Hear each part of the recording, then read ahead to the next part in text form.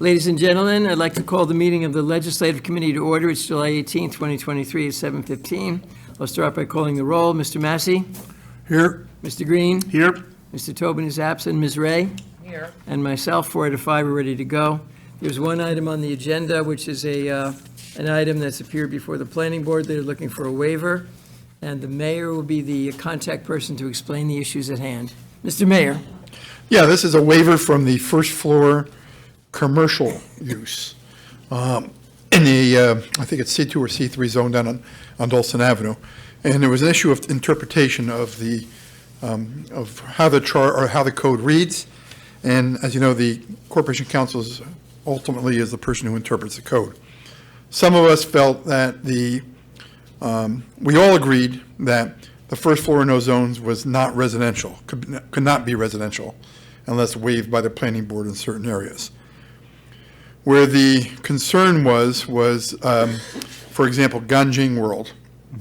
They did not have to come back to the planning board asking for a waiver on the first floor because it was a commercial use, but that commercial use was related to the business and the upper floors, meaning that it was part of the operation. So the coffee shop, the cafeteria were all things that were related to another commercial use within the building.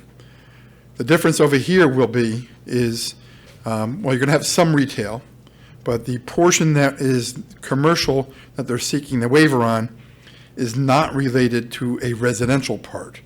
It has a laundry and so it's not a commercial versus commercial, it's a commercial versus residential.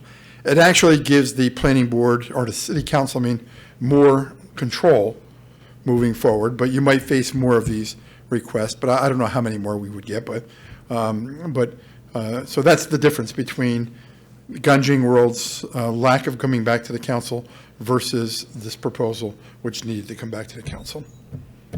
So you're not concerned about any precedent setting whatsoever? No. Okay. No. That, as I said, the interpretation by the Corporation Council is stricter than we were taking it.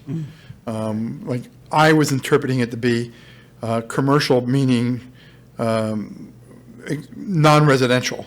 So anything not like if it was a laundry associated with the building, that's not commercial to the public, but it was commercial related to the residents in the building.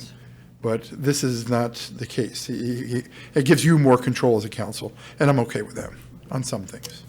I'll do committee of the whole, but I'll start with Ms. Ray. Any questions or comments or clarifications? None, makes sense to me. Sounds good. Alderman Jean-Francois? Makes sense. You're good. President Rodriguez? I'm Mr. good. Massey? Mr. Witt? I'm fine. Mr. Green? We're good. Mr. Kleiner?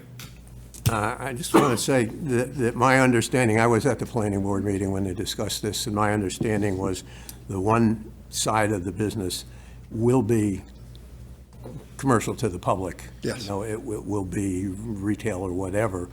And it was just the back side that is going to be limited to the tenants of the building, whoever they are. So, and I thought that was fine. We know Trader Joe's isn't getting here. They've been working on this for many years, so I thought they did a very good job. Great. All righty, so I'll put on the floor a motion to approve this item. I need a second. You got it. Mr. Massey seconds. Members of the committee, all in favor? Aye. Oppose or abstain? All righty, so this passes the committee, and I'll call your attention to the fact that it is on this agenda this evening in anticipation of your approval as item 12.16. I'll make a motion to adjourn. Mr. Massey seconds. All in favor? Thank you very much. Any opposed? We're done.